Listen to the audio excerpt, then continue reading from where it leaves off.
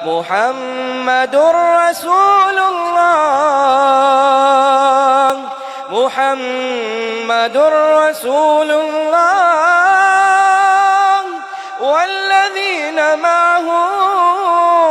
أشداء على الكفار رحماء بينهم تراهم ركعا سجدا يبتغون فضلا